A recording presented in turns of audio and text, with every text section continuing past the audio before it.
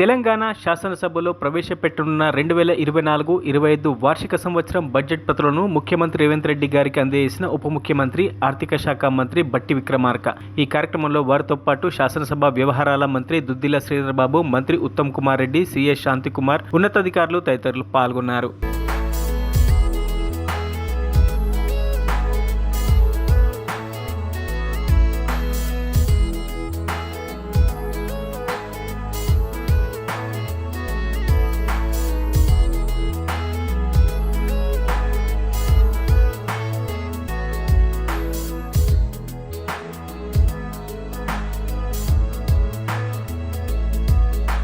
మరిన్ని అప్డేట్స్ కోసం మా ఛానల్ని సబ్స్క్రైబ్ చేయండి.